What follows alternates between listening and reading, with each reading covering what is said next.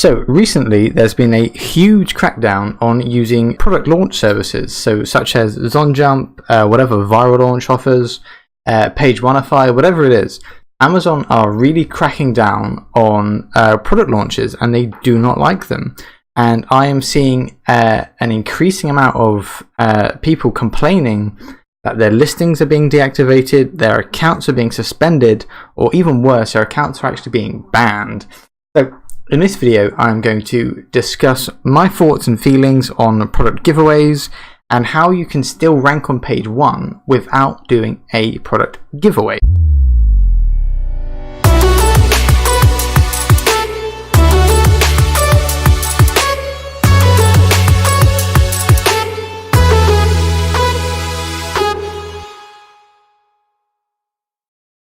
Alright guys, welcome back to the video. So thank you for sticking with me. I've not made a video now in probably close to 6 weeks, give or take a few days, whatever that may be.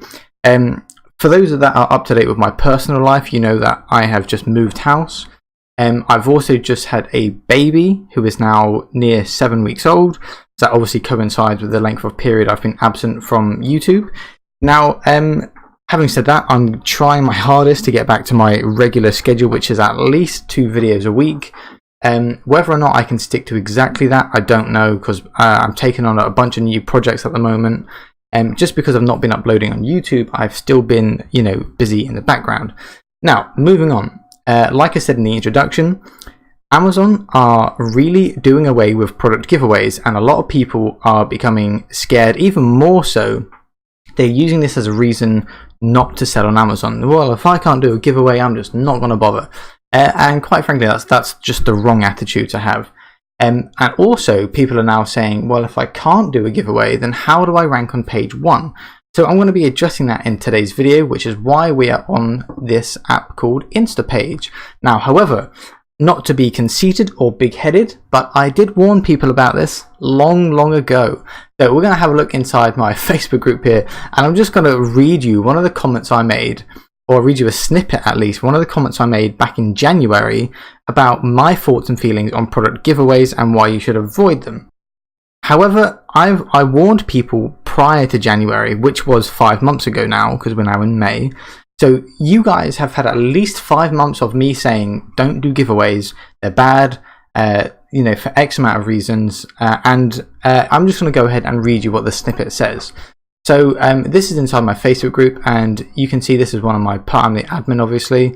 This is one of my posts. So if you are in my Facebook group, or if you're one of my students, then this is the length, this is the degree of content I dive into when I reply to your question. So, it's quite a hefty post here. I'm just going to read you this snippet here. So one of my students asked, can you elaborate on giveaways?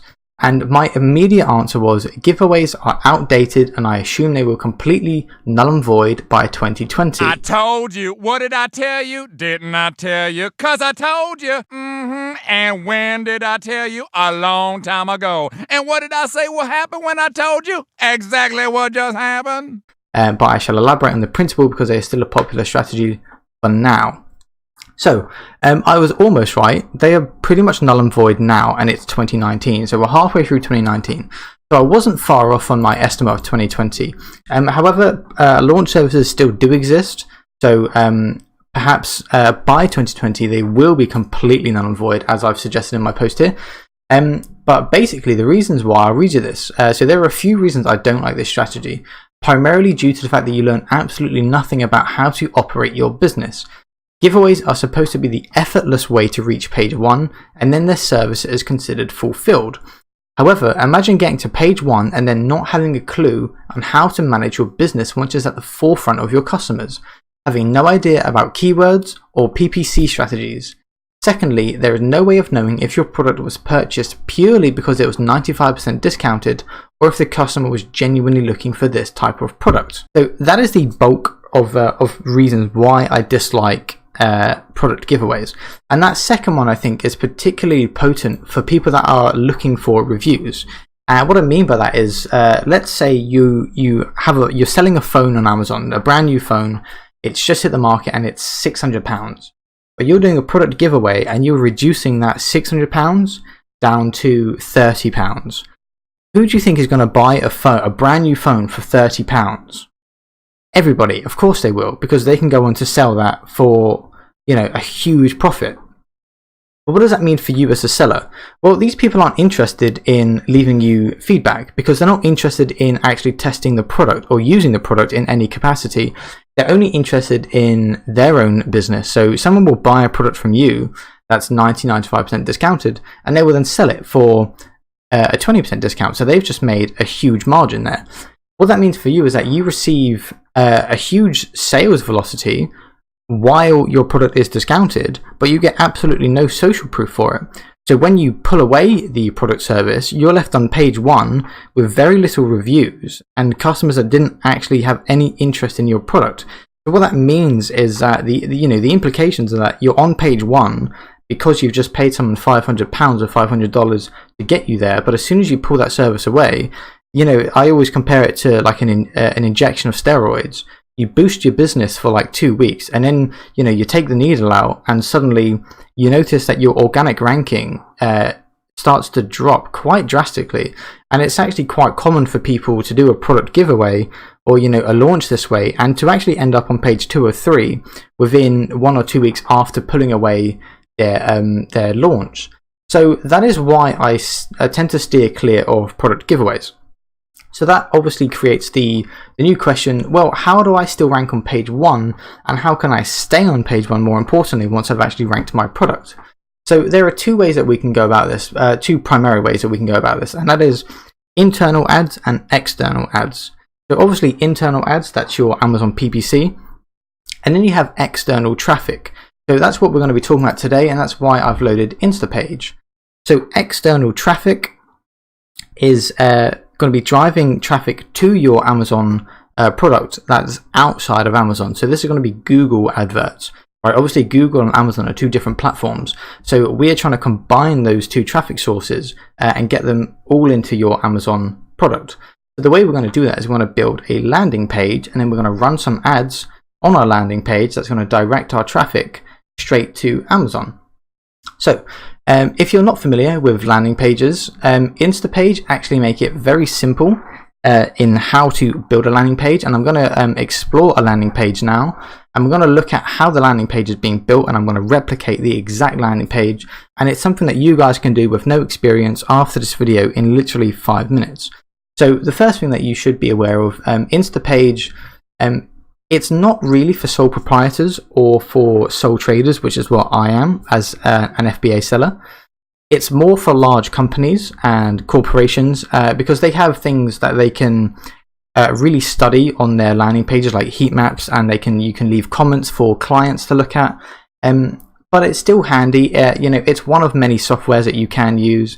I tend to use ClickFunnels, but I have a recent interest in Instapages because a rather cryptic message I'll leave you guys with. Obviously, like I just said, it's more for larger corporations. But after my 9 days of my free trial is left, I will be renewing.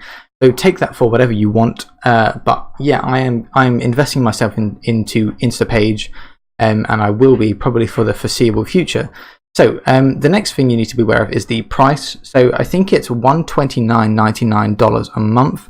So it is on the more expensive side of things. I mean, ClickFunnels you can get for $97 a month.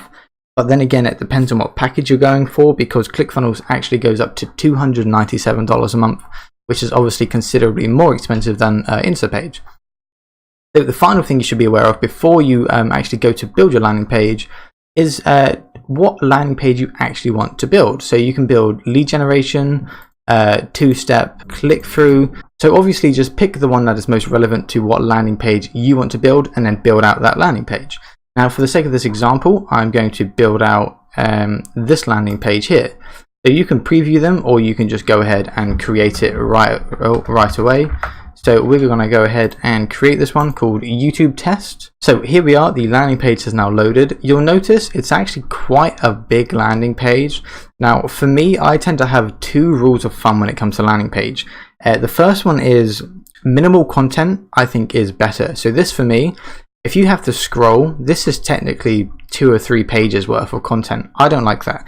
I like a landing page to be a singular page. So this and maybe this box here, that's all I would ever do with a landing page. So minimal content, rule number 1.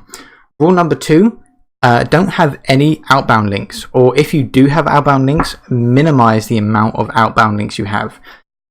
Your landing pages should literally serve one purpose, and that is either acquiring a customer's details or redirecting them to a page that you want them to actually land on, which is what we need to do, because obviously we need to redirect our customers to Amazon.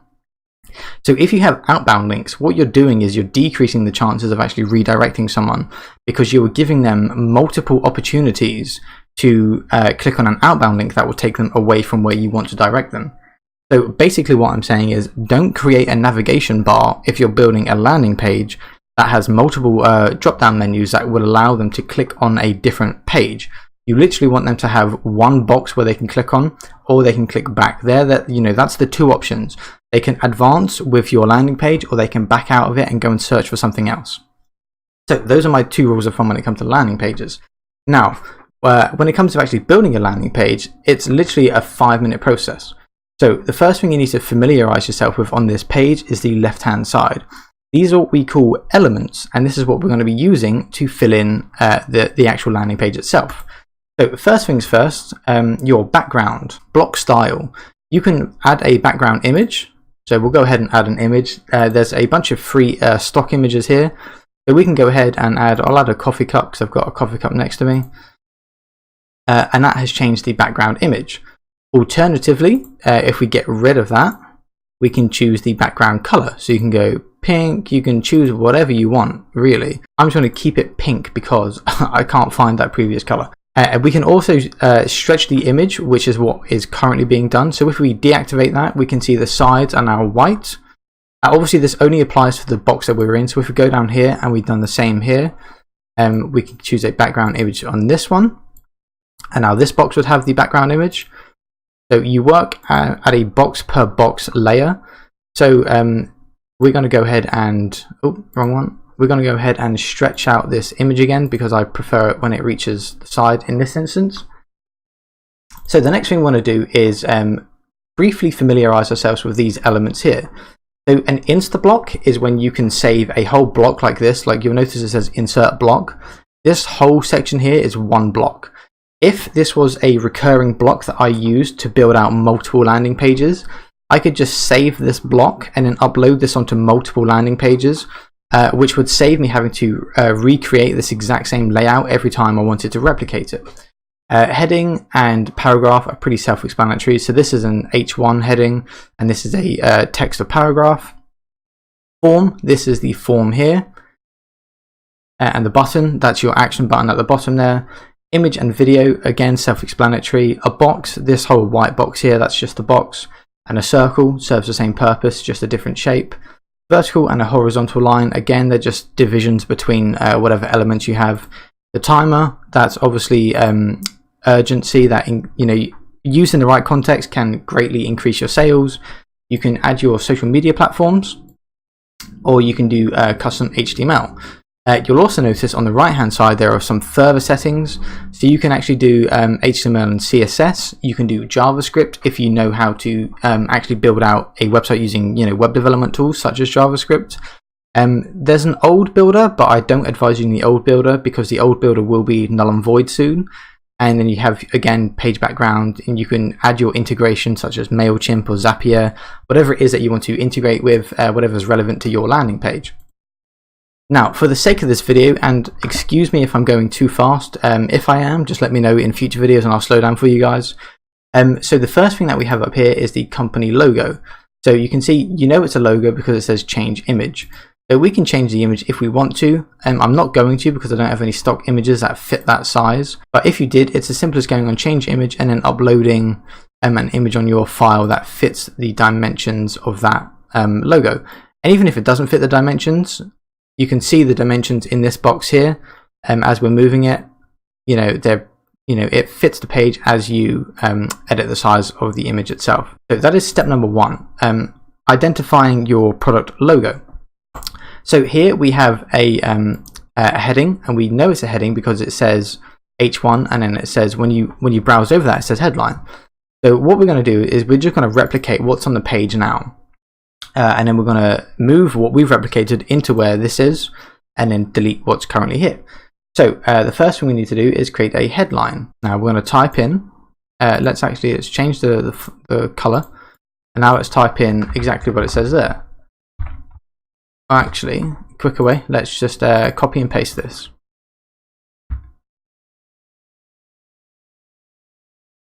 Okay, heading,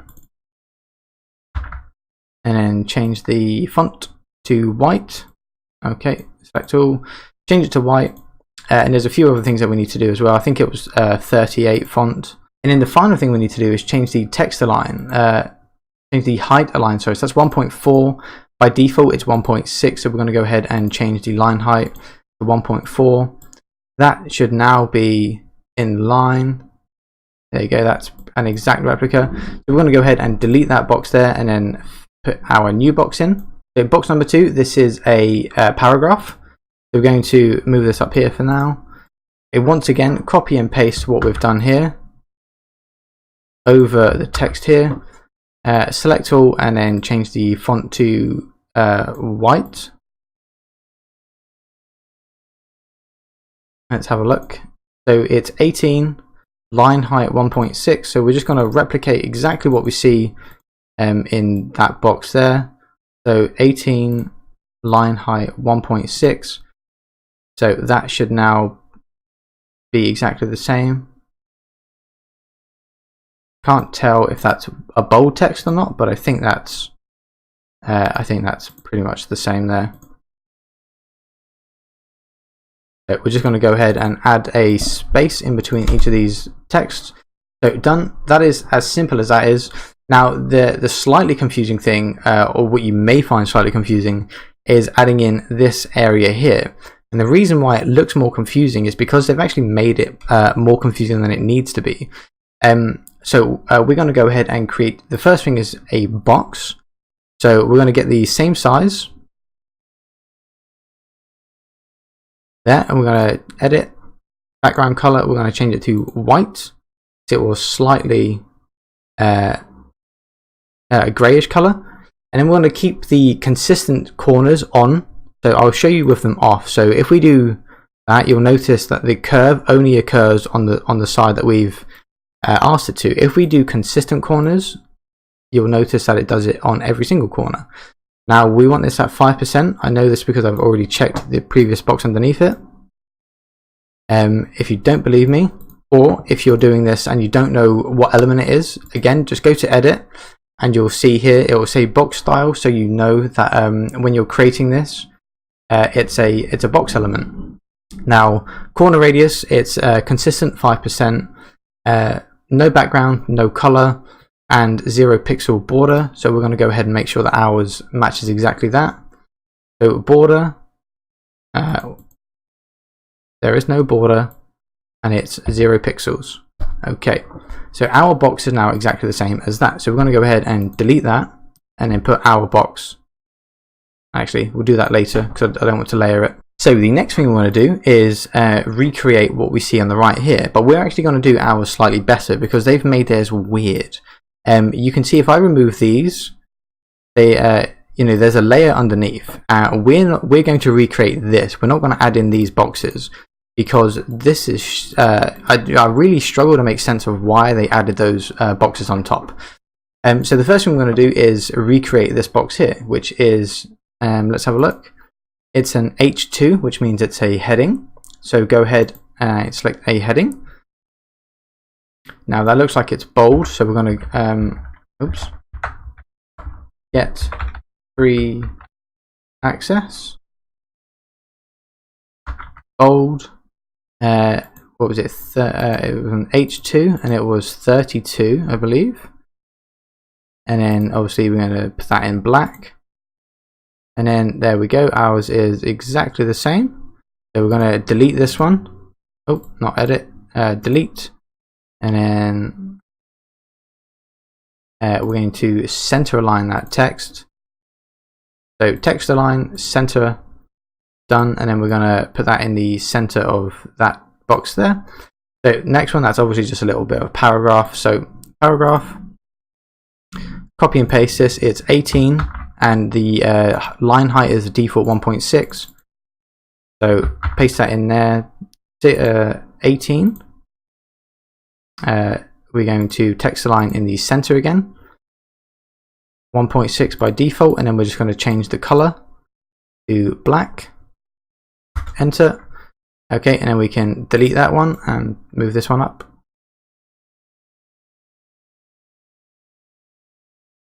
That's strange. Yeah, they've not aligned their own box. There you go. So now the next thing we need to do is recreate whatever this is. So if you're unaware of what element this is, again, click on edit and you can see it says form settings. So we want to go ahead and find the element that says form.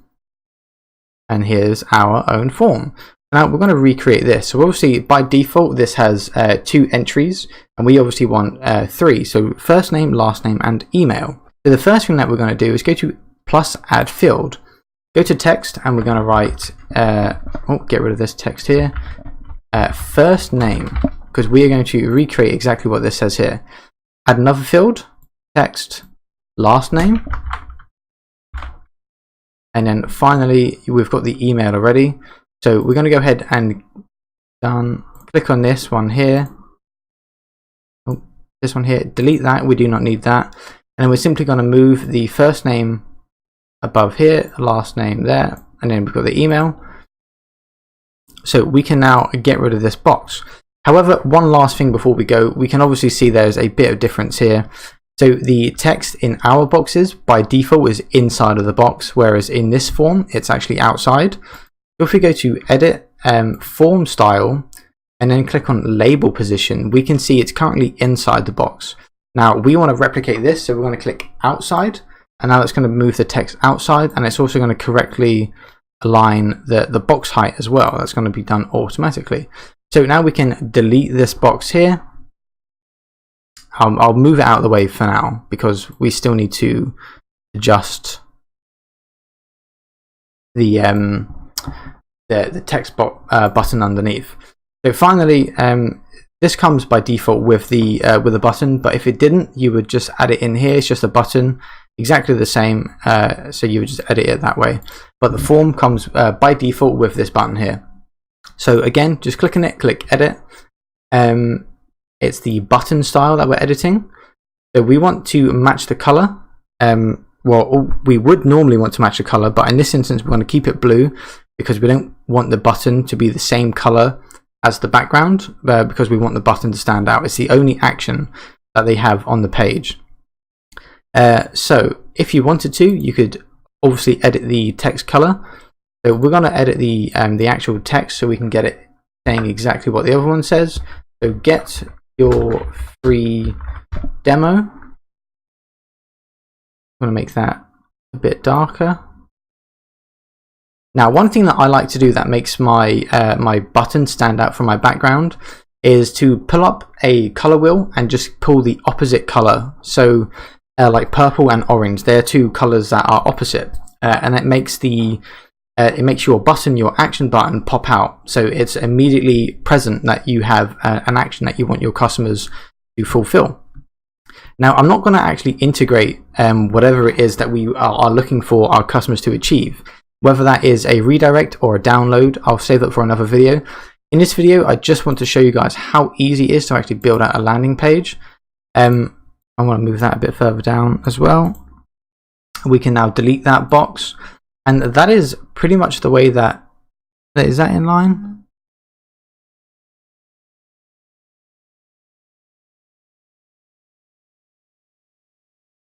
There we go. So now that is completely aligned.